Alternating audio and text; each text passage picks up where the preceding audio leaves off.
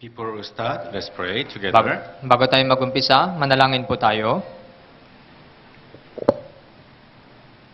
Living and working, Holy Heavenly Father God, we thank you so much. Buhay at kumikilos naming amang Diyos na nasa langit, lubos po kaming nagpapasalamat.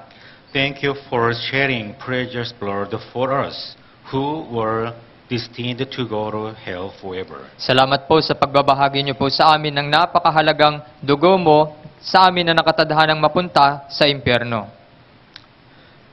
We became the Lord's children by being forgiven our sin forever by your precious blood.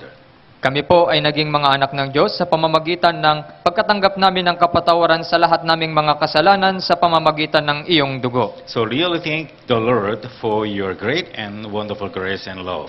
Kaya lubos po kami nagpapasalamat sa iyo, Panginoon, sa iyong napakadakilang biyaya at pag-ibig.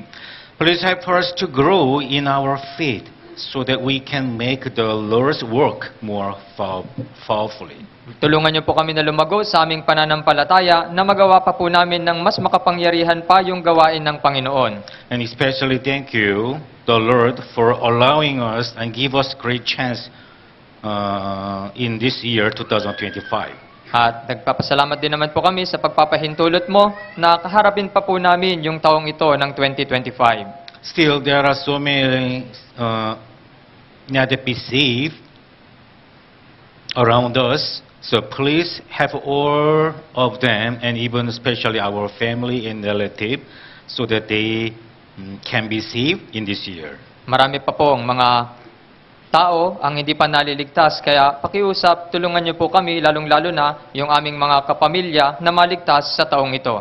And please lead our lives so that all the things we have planned can come true in the Lord. At pakipangunahan niyo po yung aming buhay nang sa gayon lahat naming mga hinihiling ay maisakatuparan sa iyo. If there are some brothers and sisters who cannot join Sunday service today, please help them to be with us next time. Kung may mga kapatid po kami na hindi nakasama ngayon sa aming pagtitipon, pakitulungan niyo po sila na makasama namin sila sa susunod. Also, if there are some brothers and sisters who are sick, has problem, please help them to be healed quickly with your almighty hand. Kung may mga kapatid po kami na mayroong sakit at nanghihina, pakitulungan niyo po sila na pagalingin silang agad sa pamamagitan ng iyong makapangyarihang kamay. And this time we have gathered here to learn the word of the Lord God. At ngayon, nagkakatipon po kami upang matuto ng salita ng Panginoon. And so please touch our heart through the word of the Lord and engrave your word on our hearts. At pakitulungan niyo po kami na maiukit yung iyong mga salita sa aming mga puso. In the name of the Jesus Christ who saved us, we pray. Sa pangalan ni Jesus na sa amin ay nagligtas, ito'y aming idinadalangin. Amen. Amen. Before we start, shall we greet each other? Bago po tayo mag-umpisa, pwede po bang Say batiin good natin ang morning. isa't isa? I love you in the name of the Lord. Yeah, it's very dangerous word. I love you without in the name of the Lord. Napakadelikado ng salitang mahal kita kung wala yung salitang sa pangalan ng Panginoon. Okay, today we are going to learn about book of Matthew. Ngayon po, patuloy po nating pag-aaralan yung aklat ng Mateo. Before we learn about book of Matthew chapter 7, please open the Bible, 2 Timothy chapter 3 verse 16 hanggang 17. Kaya bago po natin pag-aralan yung Mateo chapter 7, buksan po muna natin yung ating mga Biblia sa ikalawang Timoteo chapter 3 verse 15 to 16. 2 Timothy chapter 3 verse 16 hanggang 17. Ikalawang Timoteo chapter 3 mula verse 16 hanggang 17. If you find already, shall we read together? Basahin po natin ng sabay. 3, 2, 1. ang lahat ng mga kasulatan ay kinasihan ng Diyos at mapapakinabangan sa pagtuturo, sa pagsaway, pagtutuwid at sa pagsasanay sa katuwiran, upang ang tao ng Diyos ay maging ganap, nasasangkap ang lubos sa lahat ng mga gawang mabuti. When we face difficult situation and suffering hardship, based on our own knowledge, we give and receive the advice. Kapag nahaharap po Each tayo, other. kapag nahaharap po tayo sa mahihirap na sitwasyon ng ating buhay, nagbibigay po tayo ng advice sa iba at kung minsan tayo naman po yung tumatanggap ng payo. Because it is based on our just own knowledge. That's why it is not perfect solution. Ito po ay ayon lamang sa ating sariling kaisipan, kaya hindi rin po ito yung eksaktong solusyon. That's why when we face difficult situation, actually we don't know how to do, how to solve our problem. Kaya nga po, kapag umaharap po tayo sa ganitong mga kalagayan, hindi natin alam lutasin yung ating problema. That's why only the Word of God, Bible, is our solution how to do about our life. Kaya, tanging ang salita ng Diyos lamang ang siyang makakagawa kung papaano masusolusyonan yung problema natin sa ating buhay. So, Jesus Christ, before He died on the cross and were resurrected, He boldly, He taught 12 disciples about God's will and God's wisdom.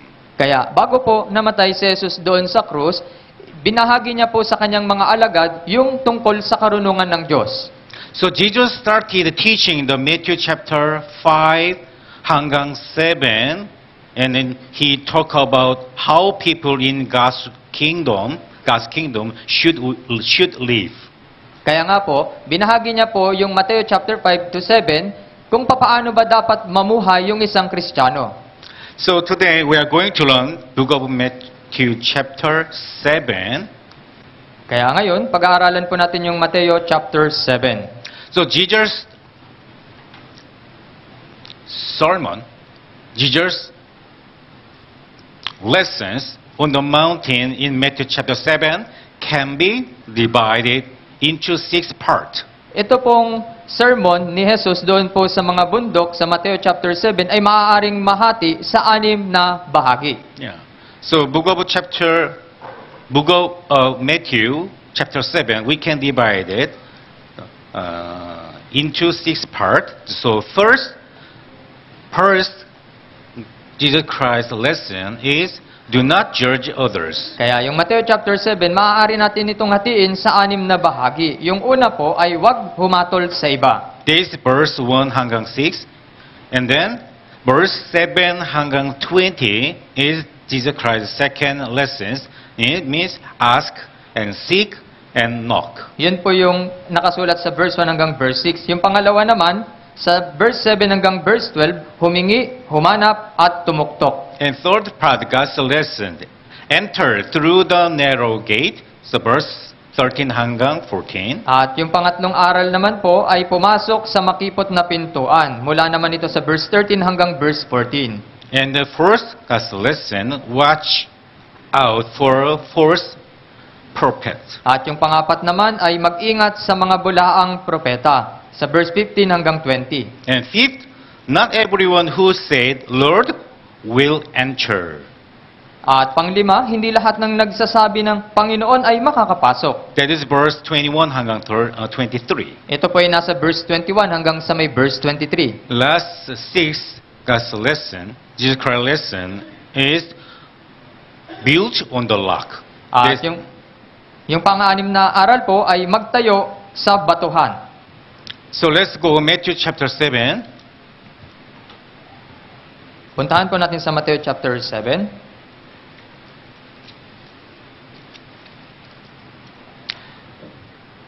Each God's lessons, one by one, we are going to learn today, because we are learning about the Jesus Christ lessons through the Matthew chapter 7. Kaya iisa-isahin po natin yung aral mula po rito dahil patuloy nating pinag-aaralan yung mga aral sa Mateo chapter 7. Look, brothers and sisters, chapter 1 hanggang 6.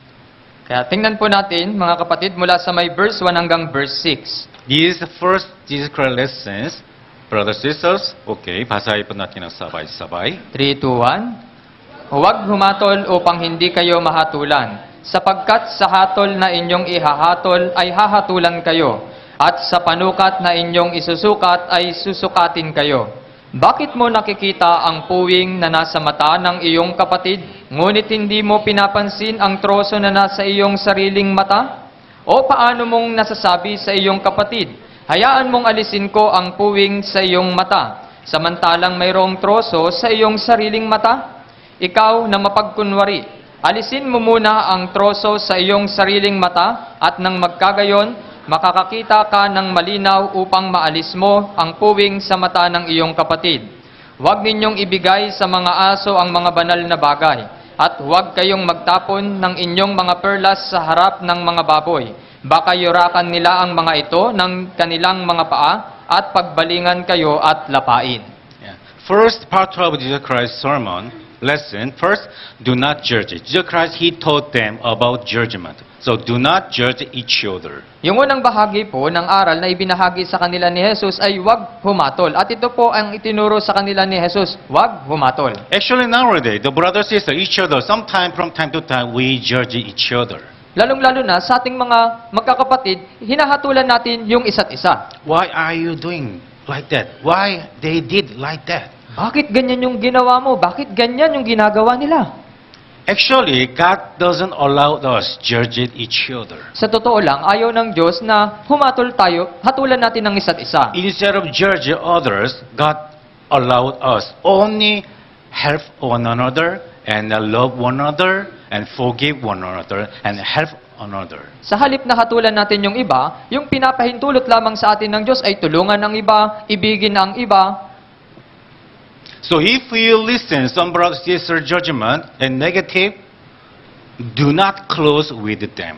At kapag narinig na natin yung negatibong paghatol ng iba sa atin, ayaw na natin silang pansinin. This is not Jesus Christ's mind. Hindi po ito yung That's why. kaisipan ni Kristo. After Brumako here,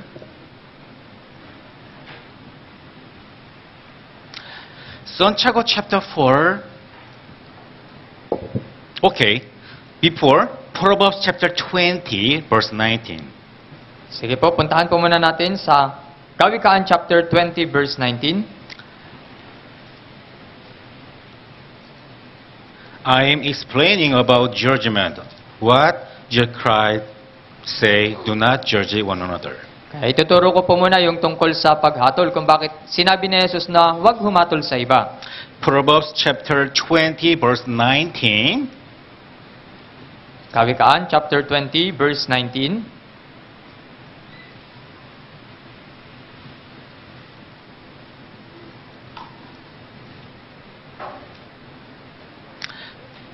Brothers and sisters, okay, let us read together.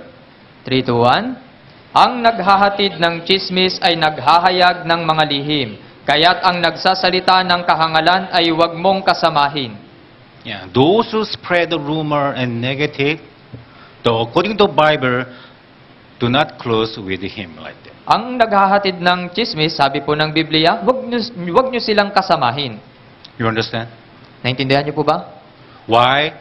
Why God do not allow to judge one another? Because we are not the Lord God. Bakit hindi tayo hinahayaan ng Diyos na humatol sa iba? Dahil hindi po tayo kagaya ng Diyos. Santiago chapter 4 verse 20. Santiago chapter 4 verse 20. Not 20, 1 to 12. Hindi po 20, verse 1 hanggang 12. Yeah, because it's not Korean. Verse 12. There is one lawgiver who is able to save and to destroy. Who are you to judge one another? Brothers, sisters, verse 12. Verse 12 po, basahin natin. 3 to 1. Let's read together. Basahin natin.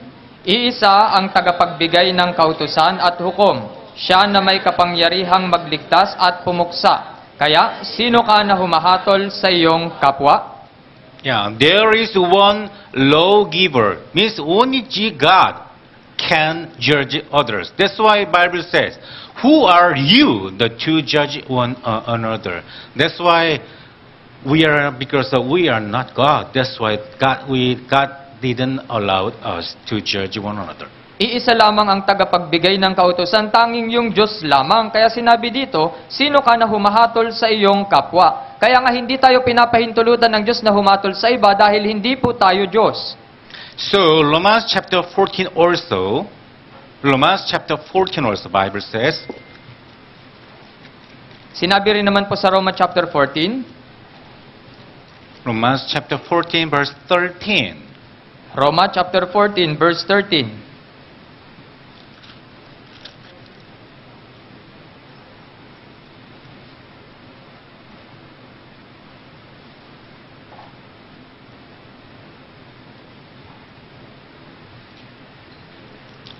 Brothers and sisters, let us read together. 3, 2, 1. Huwag na tayong humatol pa sa isa't isa, kundi ipasya na huwag maglagay ng batong katitisuran o ng balakid sa daan ng kanyang kapatid. Yeah, therefore, let us not judge one another anymore. That's why all the Bible said, God allowed us only forgive one another, love one another, help one another.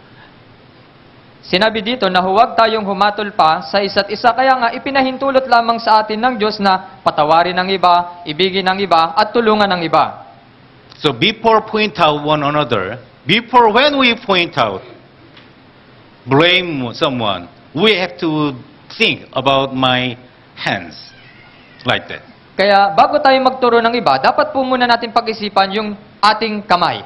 What are you doing like that, Isn't it? Bakit nyo ginagawa yung ganito? Tama ba? Before we judge one another, we have to think our hand. Before we judge one another, we have to think first.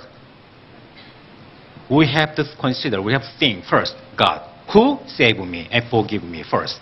Kaya bago natin hatulan yung iba, tingnan muna natin yung ating kamay. Una, pinatawad tayo muna ng Diyos.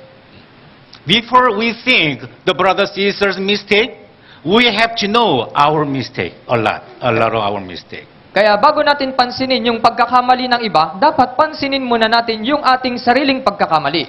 That's why through Matthew chapter 7, Jesus Christ, He told 12 disciples, do not judge each other. Kaya nga po sa Mateo chapter 7, tinuro po ni Jesus sa kanyang mga alagad na huwag humatol sa iba.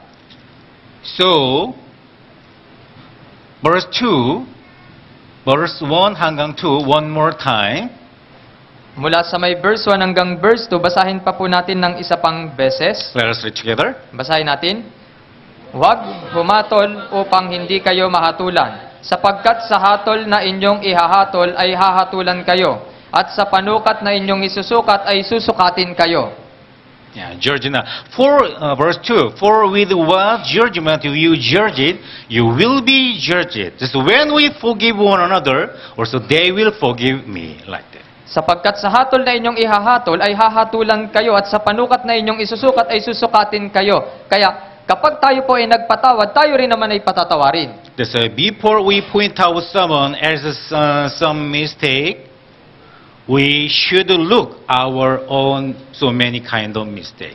Kaya bago po tayo tumingin sa pagkakamali ng iba, tingnan muna natin yung marami nating pagkakamali.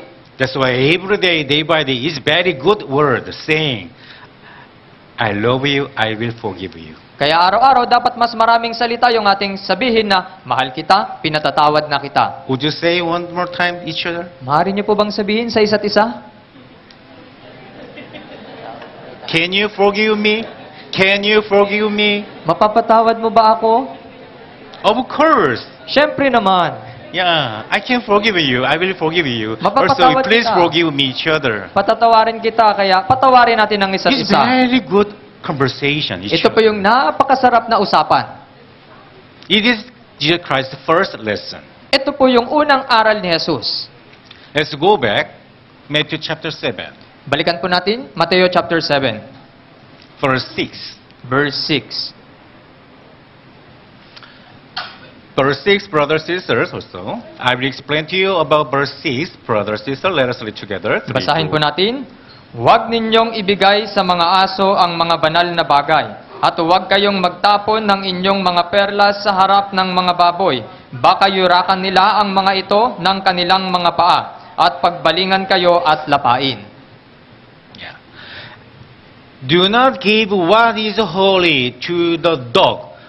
What does mean Huwag holy? ninyong ibigay sa mga aso ang mga banal na bagay. Anong ibig sabihin ng mga banal? Holy means the gospel. Ibig sabihin ng mga banal ay Holy ebanghelyo. is gospel. Ano yung And we can ebanghelyo? say holy is gospel and word of God. Maaari nating sabihin na ang ebanghelyo ay ang salita ng Diyos. Do not give word of God. Do not give true salvation to the dogs.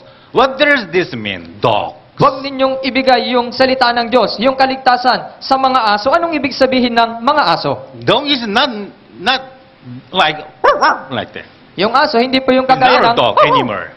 Hindi po yun yung hayop. Here, dogs means we can say the proud.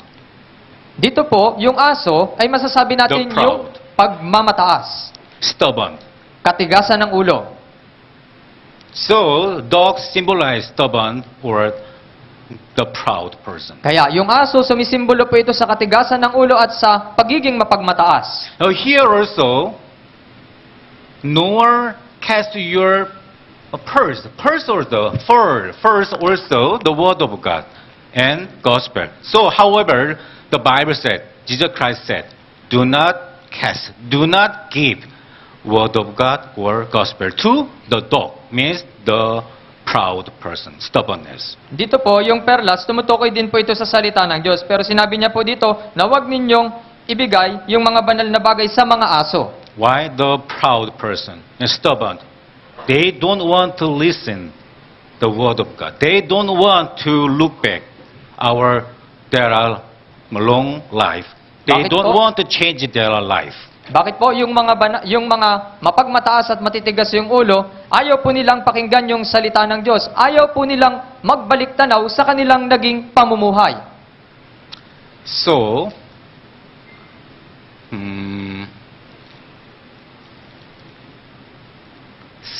Peter Ikalawang Pedro,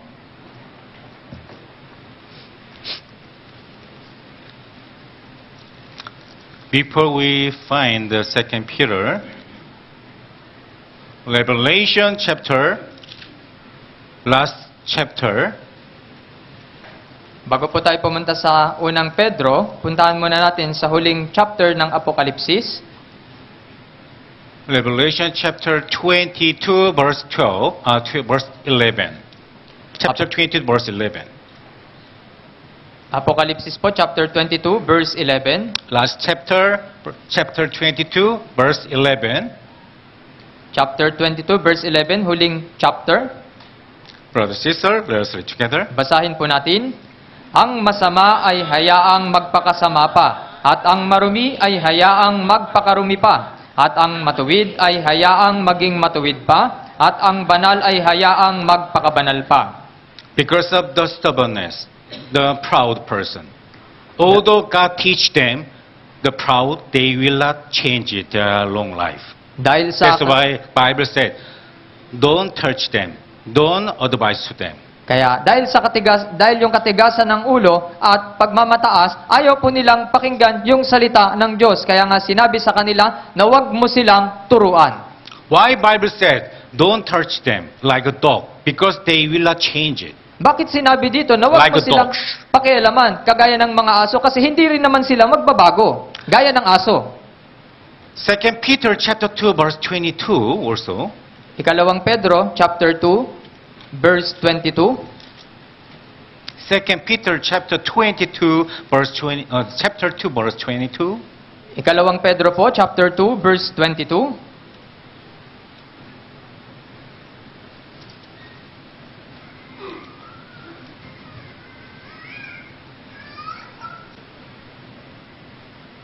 Chapter 2 verse 22.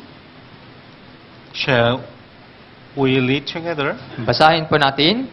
Nangyari sa kanila ang ayon sa tunay na kawikaan. Nagbabalik muli ang aso sa kanyang sariling suka. suka, at ang babaeng baboy na nahugasan na sa paglulublob sa putik.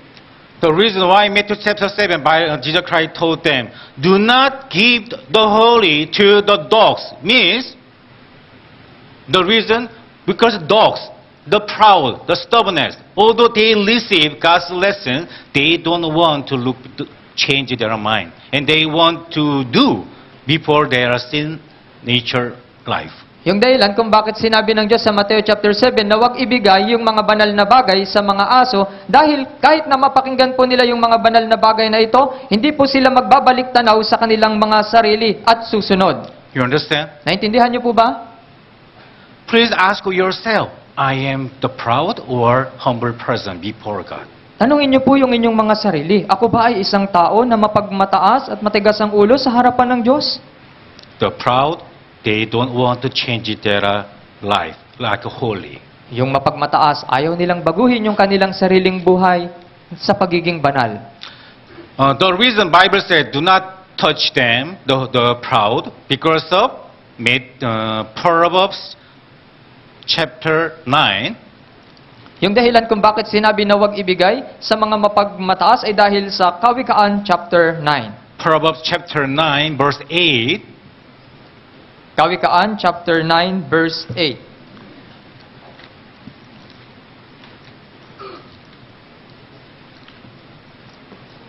Do not give holy to the dog means do not advise to the dog. Do not advise to the proud. Same meaning. Huwag ibigay yung mga banal na bagay sa mga aso. Huwag ibigay, ibig sabihin nito, huwag turuan yung mga matitigas yung ulo. Pareho lang po ito.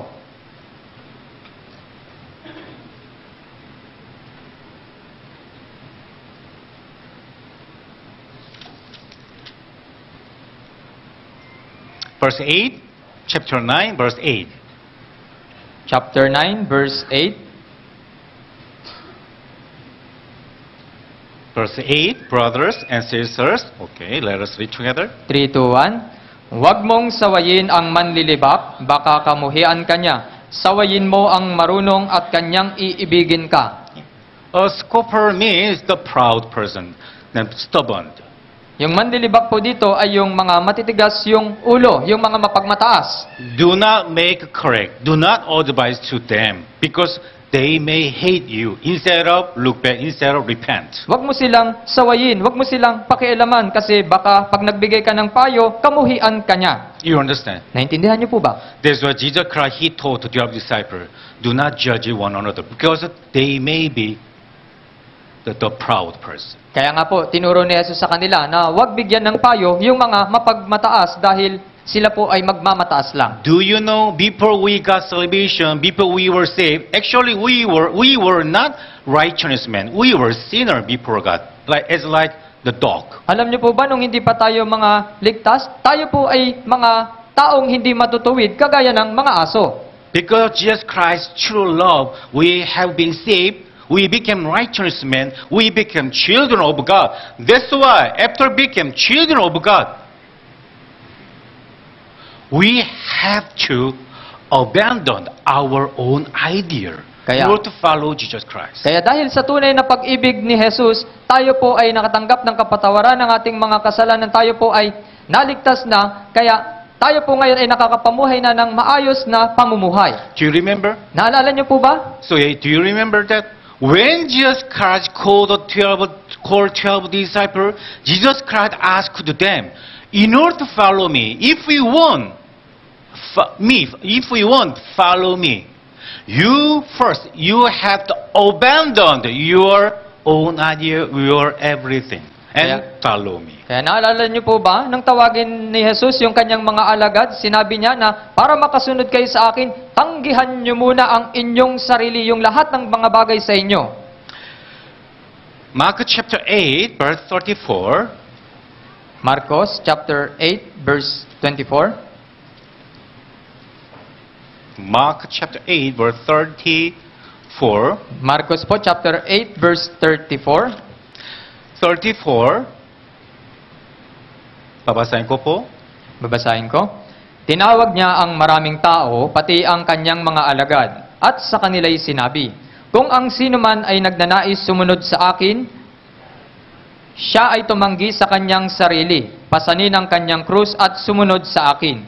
Yeah, let him deny himself. Means you have to abandon your own higher, your knowledge, your everything. Means you should be a humble person, not the proud person. Opo, sinabi dito na tanggihan niya ang kanyang sarili. Tanggihan ninyo yung inyong sariling kaisipan. Ibig sabihin, dapat ka na maging mapagpakumbabang tao. So when we keep our Jesus Christ mind in our heart, when we see some brothers, sisters, mistake and some problem, instead of judge others, we can forgive one another. Kaya kapag iningatan po natin yung pag-iisip ni Kristo sa ating mga puso, kapag nakita po natin yung kamalian ng iba, hindi po natin sila hahatulan. But as like a dogs, if somebody is inside of God, dogs, do not teach them, do not advise to them, Pero because sa they may hate us. Pero sa mga aso, sinabi niya na wag mo silang bigyan ng payo dahil kamumuhian nila tayo. You understand? Naintindihan niyo po ba? Question, why just came this world 2,000 years ago? Tanong, bakit po marito si Jesus 2,000 taon na yung nakalilipas? To save sinner. Para To iligtas save yung us. makasalanan. Isn't it? Tama ba? Also, John chapter 3 verse 16, God loves us so much. That's why God sent Jesus Christ and to save us. Isn't it? Sa John chapter 3 verse 16, sobrang mahal tayo ng Diyos, kaya nga po pinadala niya yung kanyang anak para iligtas tayo. Tama ba? But if, as like dog, if we do not abandon our own idea, our own things, we cannot follow Jesus Christ. That's why Jesus Christ said, please, you must abandon first your own idea and your knowledge. Kaya nga po, kung magiging kagaya po tayo ng mga aso, kung hindi po natin iiwanan yung ating mga sariling ideya, yung ating sariling mga bagay, hindi rin naman po natin magagawang sumunod kay Jesus. In Matthew chapter 7, the second gospel lesson, Jesus Christ taught about seek and ask and knock. Kaya sa Mateo chapter 7, yung pangalawang aral na itinuro po dito ay yung tungkol sa humingi, humanap at tumuktok. In Matthew chapter 7, the second gospel lesson, Kaya yung Matthew chapter 7 hanggang 12, Mateo chapter 7, verse 12. 7 hanggang 12. Brothers, sisters, okay, shall we read together? Basahin po natin, 3, 2, 1. Humingi kayo at kayo ay bibigyan. Humanap kayo at kayo ay makakatagpo. Tumuktok kayo at kayo'y pagbubuksan. Sapagkat ang bawat humihingi ay tumatanggap. At ang humahanap ay nakakatagpo. At ang tumutuktok ay pinagbubuksan.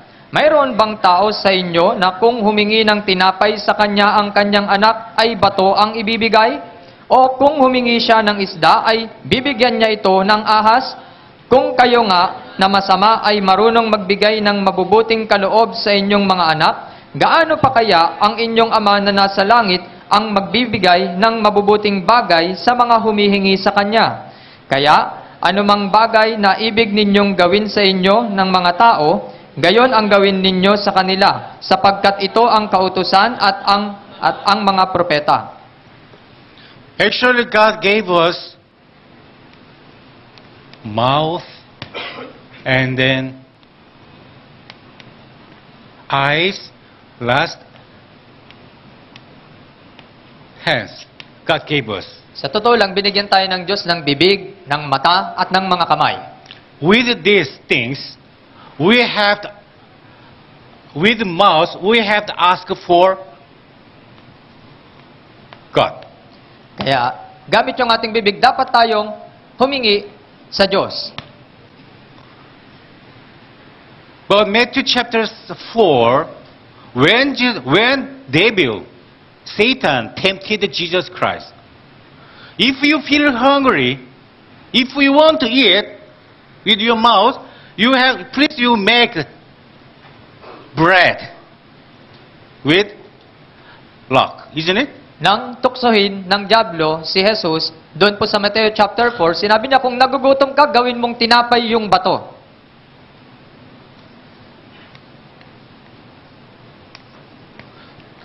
Do not seek first bread. Bible says, if we have a mouth, you have to ask. to Wag- God with the mouth first. Huwag mo nang humingi ng tinapay. Kung meron kang bibig, humingi ka muna sa Diyos. Why God gave us eyes? Why? Bakit tayo binigyan ng Diyos ng mga mata? Bakit? Verse 7. Verse 7, Ask, it will be given to you. With the mouth, ask to God. You will be given to you. Do Humingi- not seek first you looking for bread. humingi kayo. Meron tayong bibig kaya humingi muna kayo. Huwag muna tayong humanap ng tinapay. And if because you have that eyes, that's why instead of with your eyes, do not seek. Do not sow that. Do not pursue that money and wealth. Kaya meron tayong mga mata. Kaya huwag po nating pagsumikapan yung mga kayamanan at pera. Don't pursue. Don't say about the rich. Kaya wag po natin pagsumikapan na maging mayaman. Yeah, because the reason why God gave us the eyes, because of with our eyes, and then here,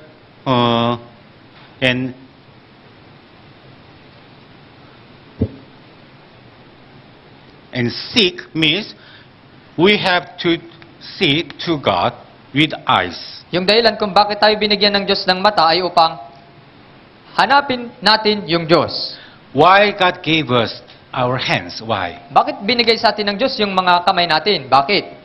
With hand is not reason to commit sin. Yung kamay natin, hindi po ito para ipanggawa ng kasalanan. Para kumatok. What does it mean? Anong ibig sabihin? With the hand. Yung gamit yung kamay. God, please listen to me. Panginoon, pakiusap, pakinggan mo ako. Action is mean action. Sa pamamagitan ng gawa. My feet, my hand, with hands, we have to do and sacrifice and serve the Lord God. Yung paa ko, yung kamay ko, dapat akong gumawa at magsakripisyo ng paglingkuran ng Panginoon. Can you catch my point? Nakukuha niyo po ba yung punto ko? So verse 8, Sa verse 8, let us read together. basahin po natin. Sapagkat ang bawat humihingi ay tumatanggap, at ang humahanap ay nakakatagpo, at ang tumutuktok ay pinagbubuksan. Why we cannot gain the everything what we need? Why? Because we didn't ask to God. Because we didn't seek first to the Lord God. Because we didn't knock to the Lord God. Bakit hindi po natin nakukuha yung mga bagay na kinakailangan po natin? Dahil hindi po tayo humihingi sa Diyos. Dahil hindi po tayo humahanap sa Diyos. Dahil hindi po tayo kumakatok sa Diyos. Why sometimes God allowed you difficult situation and suffering hardship? Bakit kung minsan pinapahintulutan ng Diyos na humarap kayo sa mga kahirapan? When you face difficult situation and suffering hardship, you have to know first in yourself, because I am not relying on God nowadays. Kaya, kapag nahaharap po kayo sa mga kahirapan, dapat po ninyong pag-isipan, hindi ako kumakatok sa Diyos. At hindi na ako nagtitiwala sa Diyos sa panahong ito. Can you understand? Naintindihan niyo po ba? The reason why God gave us mouth, eyes, hand, but with this hand, things, instead of ask to God, instead of seek God to God, instead of knock to God, they are doing their best to earn money by themselves. Yung dahilan kung bakit tayo binigyan ng Diyos ng bibig, ng mata at ng kamay ay para hanapin muna natin yung Diyos, pero nagsusumikap yung mga tao na magpayaman. That's why those who do not attend the church regularly after God's salvation, when we ask them, why nowadays are you absent attend the church nowadays? Most of them, 199%, they answer because of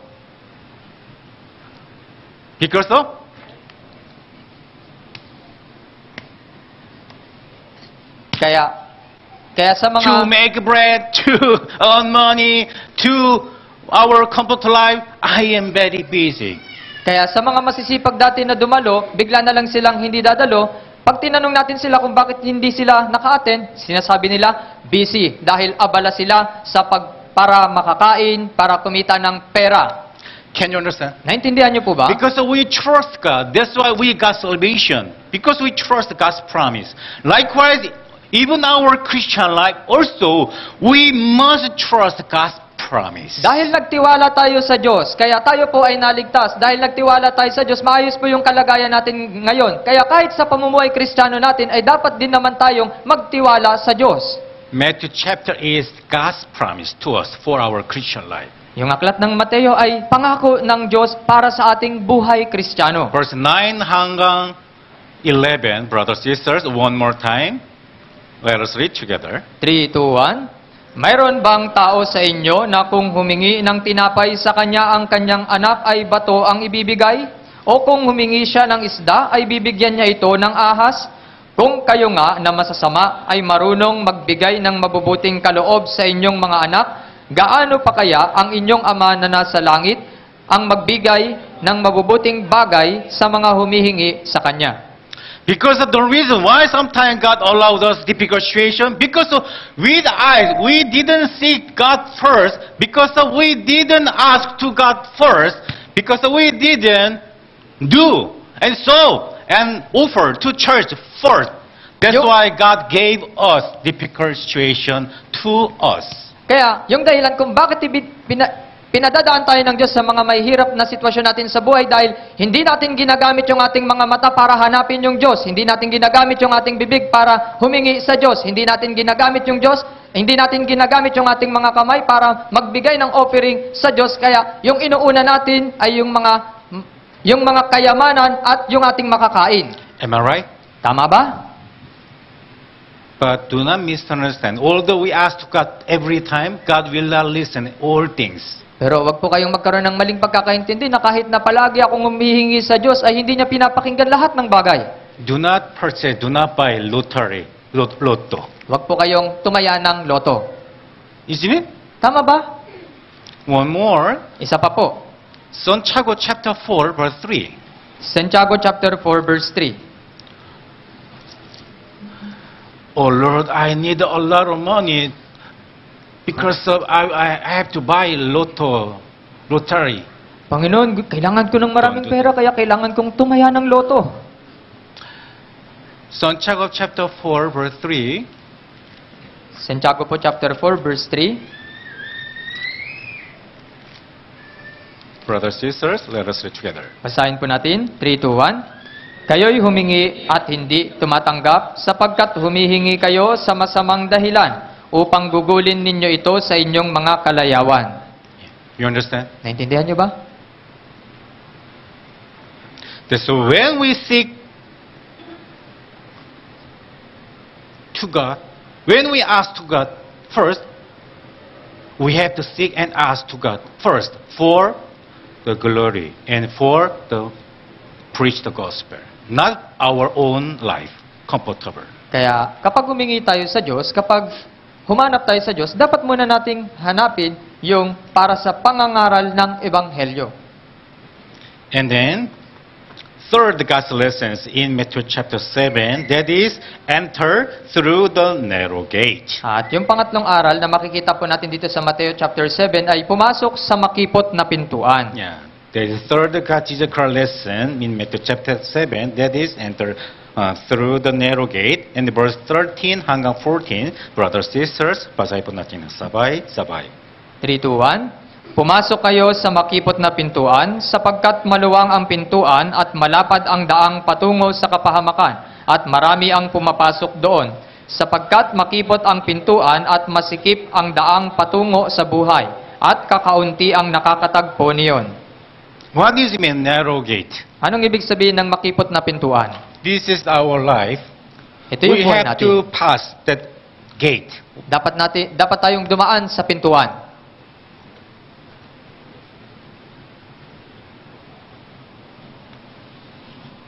The other gate is very narrow gate. Narrow, Lord, and then very small, Lord, and gate, narrow gate. Yung pintuan, ito po ay napakaliit lamang, napakakipot, at meron din namang makipot na daan. Here, narrow gate means Jesus Christ, gate of Jesus Christ. Dito po yung makipot na pintuan ay yung pintuan ni Hesus Kristo. Number one, number two, number one gate, go to heaven or hell? Yung unang pintuan, papuntang langit ba o impyerno? Hell. Impyerno. But here, 13, enter by the narrow gate, number 2. 4, wide is the gate, and then broad is the way, the lead to destruction. Destruction means hell, right? Dito po, pumasok kayo sa makipot na pintuan. Ito po yung pintuan ni Jesus. Sapagkat maluwang ang pintuan at malapad ang daang patungo sa kapahamakan. Ito po iyon, yung malaking daan. But first gate is very narrow, very comfort and then convenient. That's why most people, they want to go this way, but cannot go to heaven. Yung unang daanan ay napaka-komportableng daanan. Pero ito po ay papunta sa impyerno. But 14, verse 14, brothers and sisters, one more time, let us read together. Basahin po natin ulit yung verse 14. Sapagkat makipot ang pintuan at masikip ang daang patungo sa buhay, at kakaunti ang nakakatagpo niyon. Yeah. But narrow gate, through narrow gate, we able to go to heaven, isn't it? Sa pamamagitan ng makipot na pintuan, makakapasok tayo sa langit. Tama ba? Problem is, after we pass that small gate, narrow gate, why many brothers and sisters, instead of they go this narrow gate continuously, why many brothers and sisters, they give up to go to narrow gate, where they want to go this way? Pero ang problema, pagkatapos makadaan ng mga brothers and sisters dito po sa makipot na pintuan, ayaw nilang daanan ito, tumitigil sila at dumadaan sila doon sa maluwag na daanan. Why? Bakit? That's why after Bible seminar, most of people, they say, I got salvation, I understand truly the true meaning of gospel.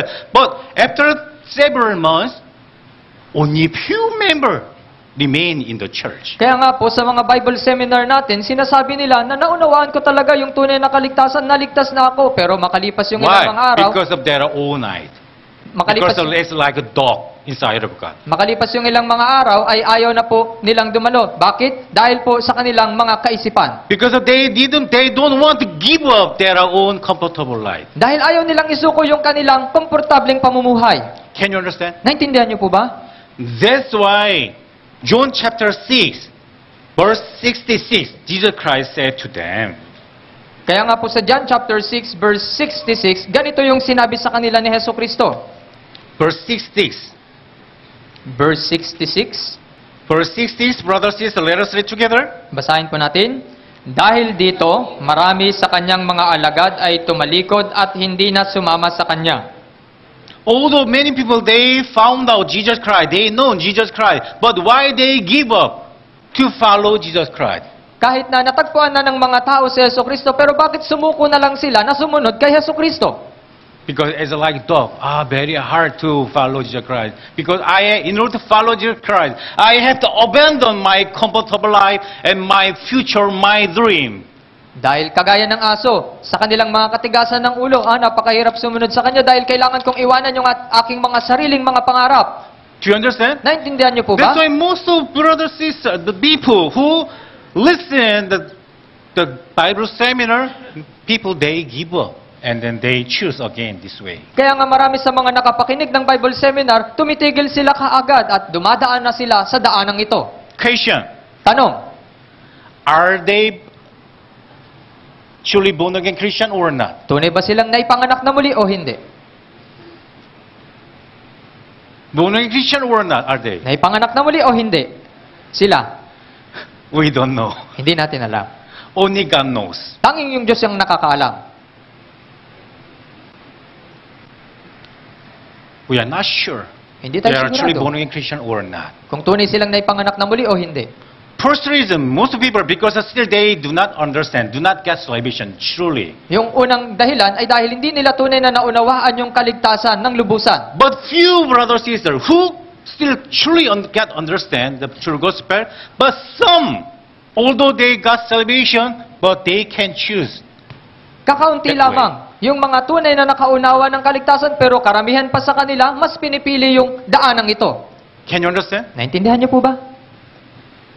problem is, when they stand before God, although because of they got only got salvation, they say, although some can go to heaven, but there is no God's word.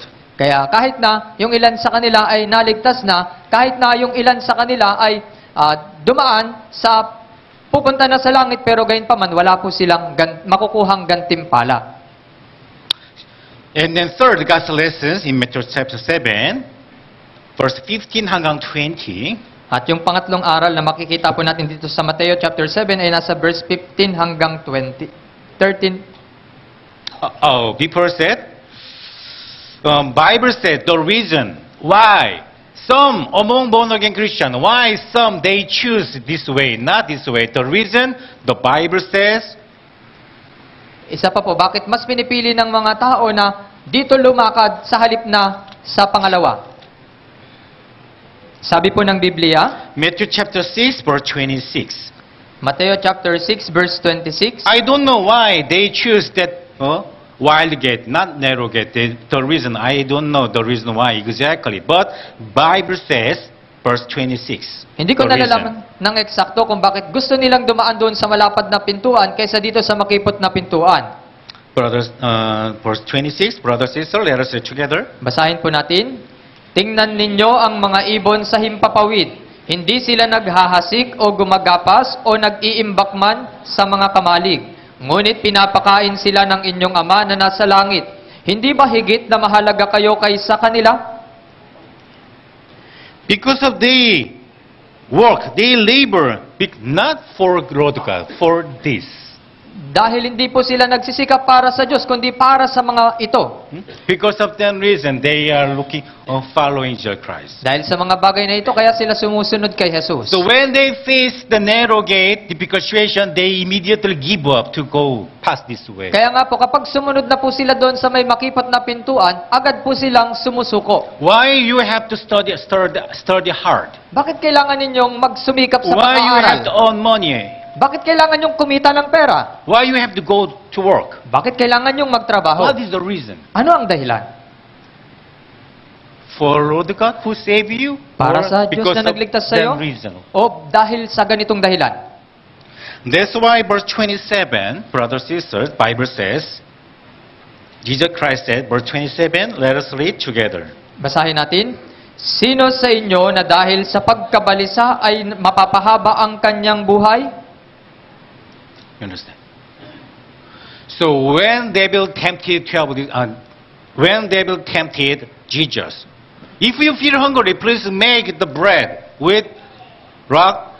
Jesus Christ answered to Satan, don't tempt me, don't test me. We have to live with word of God. Kaya, nang tuksohin po ng Diablo si Jesus, sinabi sa kanya, gawin mong tinapay ang bato. Sinabi ni Jesus sa kanya, hindi maaari, wag mo akong tutuksohin. Dapat lamang mamuhay sa pananampalataya. You understand? Naintindihan niyo po ba? And then third, Pangatlo, fourth, Jesus Christ's lesson, sermon is, watch out for false prophet. at pangapat po na aral na sinabi ni Jesus, mag-ingat sa mga bulaang propeta. Matthew chapter 7, go back, verse 15 hanggang 20. Balikan po natin sa Mateo chapter 7, verse 15 hanggang 20. 15 hanggang 20, babasahin ko po. Babasahin ko. Mag-ingat kayo sa mga bulaang propeta na lumalapit sa inyo na may damit tupa. Ngunit sa loob ay mga ganid na asong gubat. Makikilala ninyo sila sa kanilang mga bunga. Nakakapitas ba ng mga ubas sa mga tinikan o ng mga igos sa mga dawagan? Gayon din naman, ang bawat mabuting puno ay mabuti ang bunga, ngunit ang masamang puno ay masama ang bunga. Hindi maaaring mamunga ng masama ang mabuting puno at mamunga ng mabuti ang masamang puno. Bawat puno na hindi mabuti ang bunga ay pinuputol at itinatapon sa apoy. Kaya't makikilala ninyo sila sa kanilang mga bunga. Very easy to understand where without my explanation. That's why I will skip this part. Madaling maintindihan kahit hindi ko na ipaliwanag, kaya lalampasan ko na lang yung parting ito. Through the Bible seminar, actually we learn a lot of time. about these contents. Sa Bible Seminar, maraming beses natin na pag-aaralan yung nilalaman na ito. Even fifth, God's Jesus Christ lesson, that is, not everyone who say Lord will enter. Maging yung panglimang aral, sinabi, hindi lahat ng nagsasabi, Panginoon ay papasok. Will enter heaven, right? Makakapasok sa langit, tama ba? Verse 21 hanggang 23, Mula verse 21 hanggang 23, this is the fifth Jesus Christ sermon about not everyone who say Lord will enter kingdom of heaven. ito po yung aral ni Jesus patungkol sa hindi lahat ng nagsasabi ng Panginoon ay papasok sa langit. Just let us read together. Pakibasa lang po natin. Hindi lahat ng nagsasabi sa akin, Panginoon, Panginoon, ay papasok sa kaharian ng langit, kundi ang gumaganap ng kalooban ng aking Ama na nasa langit. Sa araw na iyon ay marami ang magsasabi sa akin, Panginoon, Panginoon, hindi ba nagpropesiya kami sa iyong pangalan at nagpalayas ng mga demonyo sa iyong pangalan? At sa iyong pangalan ay gumawa kami ng maraming gawang makapangyarihan? At kung magkagayon ay ipahahayag ko sa kanila, hindi ko kayo kilala kailanman. Lumayo kayo sa akin, kayong mga gumagawa ng kasamaan. When I came to Philippines first time from Korea, I realized more than Korea, in Philippines, moreover, many Filipino, they love Jesus Christ, they love God, they trust God, they believe God, they know God, and they are going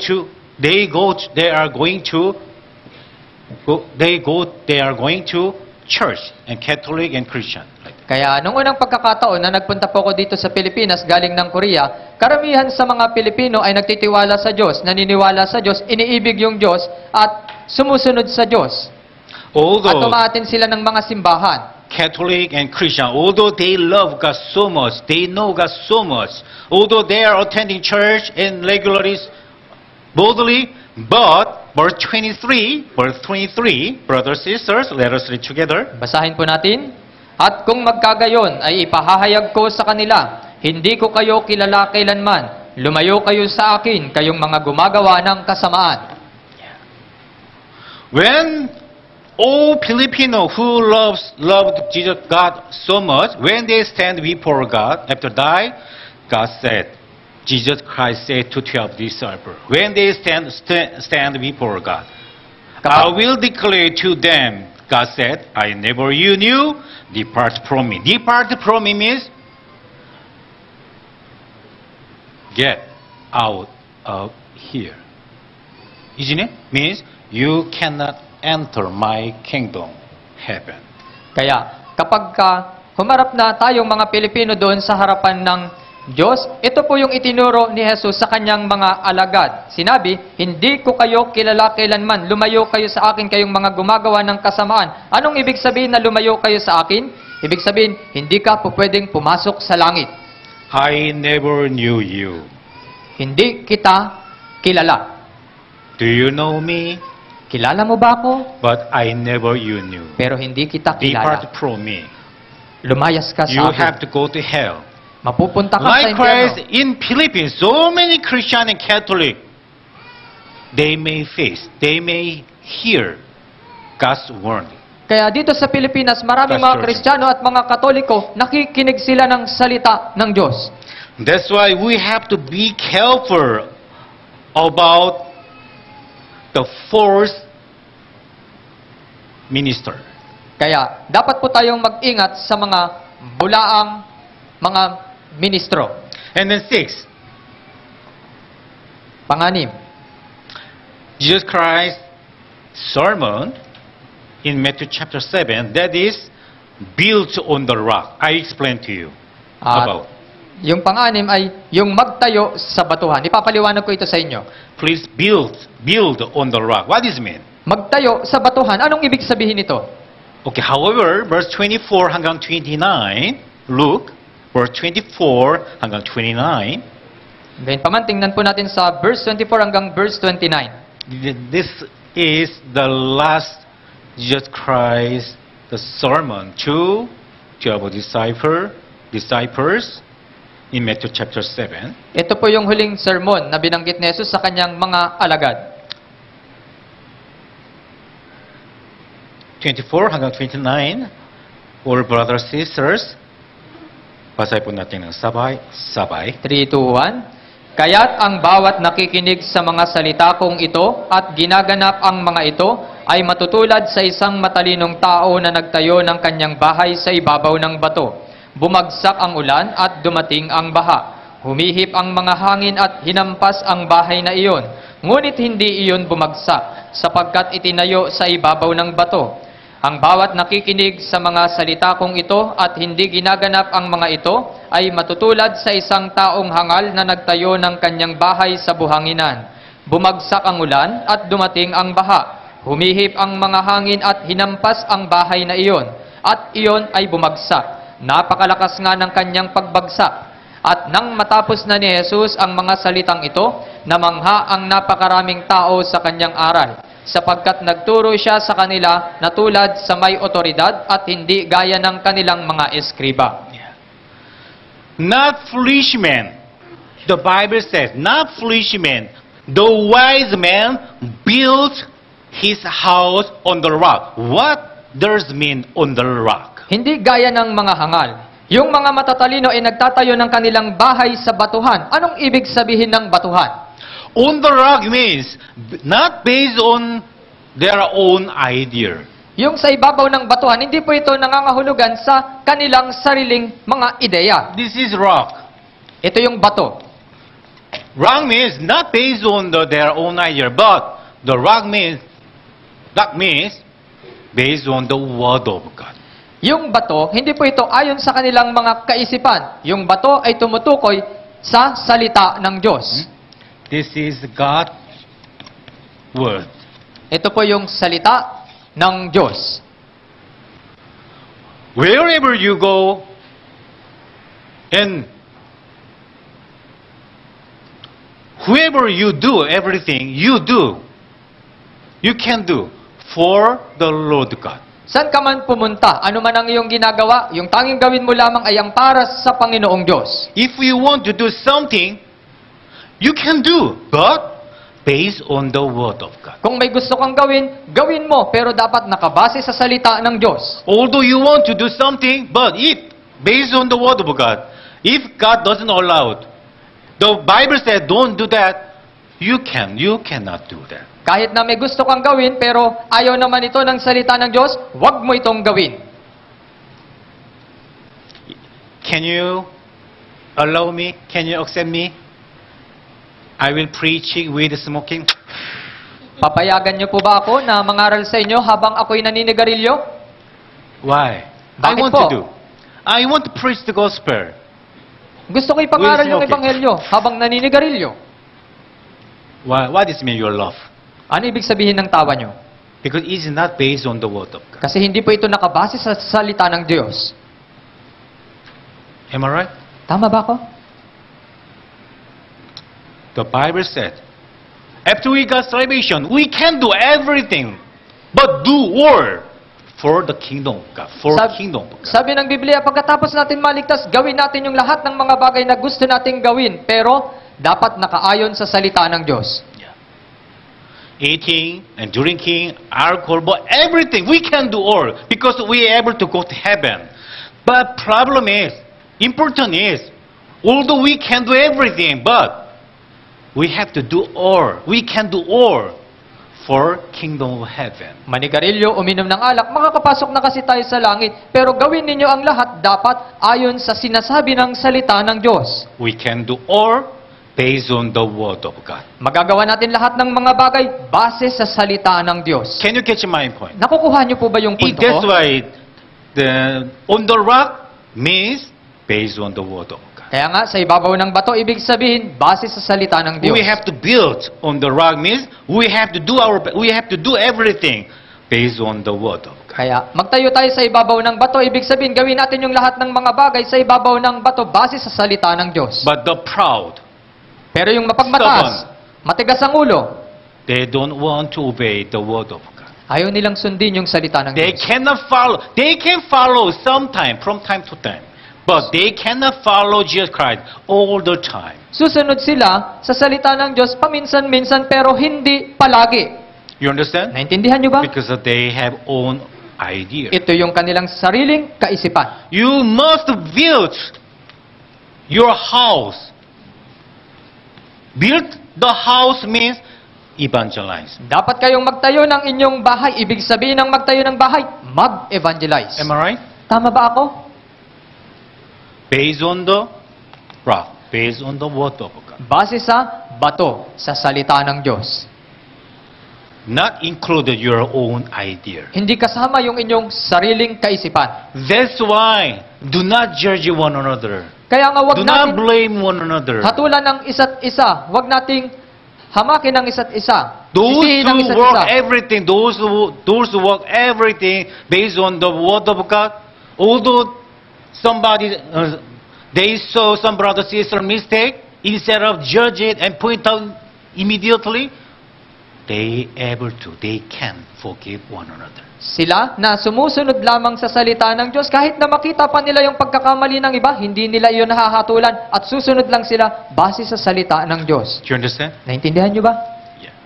That's why Matthew chapter 7 verse 1 hanggang 2. Among 6 God's Jesus Christ lessons, the first God's Jesus Christ lesson is do not judge one another. Kaya nga po, sa Mateo chapter 7, verse 1 and 2, sa 6 na aral na hinati po natin, yung pinakauna po dito ay huwag humatol sa iba. Because those who build based on the rock, based on the word of God, they cannot judge one another. Kasi sila na nagtatayo sa ibabaw ng bato, base sa salita ng Diyos, hindi po nila magagawang humatol sa iba. Why? Such kind of brothers and sisters, they have Jesus Christ mind.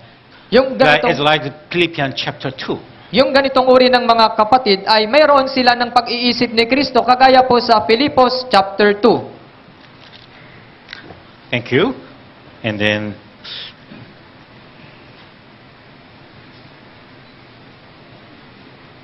verse 26, last verse. Sa may verse 26, Verse 26, last verse, brothers, sisters, verse 26, let us read together. basahin po natin. Ang bawat nakikinig sa mga salita kong ito at hindi ginaganap ang mga ito ay matutulad sa isang taong hangal na nagtayo ng kanyang bahay sa buhanginan. And compare verse 24. 24 also, brothers, sisters, let us read together. Ikumpara natin sa verse 24, basahin din po natin. Kaya't ang bawat nakikinig sa mga salita kong ito at ginaganap ang mga ito ay matutulad sa isang matalinong tao na nagtayo ng kanyang bahay sa ibabaw ng bato. Yeah. In Matthew chapter 7, wise men, they are the one who built on the rock. But foolish men, they are built his house on the sand. Sand means their own idea. Sa Mateo chapter 7, meron po ditong isang matalinong tao na nagtayo ng kanyang bahay sa batuhan at meron din naman nagtayo sa buhanginan. Isn't it? Ibig sabihin ng buhanginan ay yung kanyang sariling kaisipan. Tama ba? Today we learn Jesus Christ has 6 lessons through the Matthew chapter 7.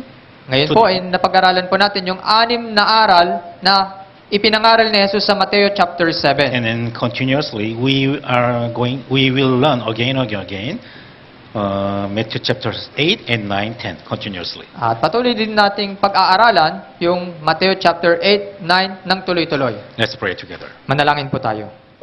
Our Heavenly Father God, thank you for saving us from eternal our destruction. Ama naming Diyos na nasa langit, salamat po sa pagliligtas sa amin mula sa walang hanggang pagkawasak. And thank you for guide us from wrong way so that we able to dwell in Him, in you. At salamat po sa paggabay niyo po sa amin, sa aming mga pinagdadaanan at makapanatili sa iyo. Although we became your children of God, but still we are lack and we needed more wisdom so that we can live as good your children.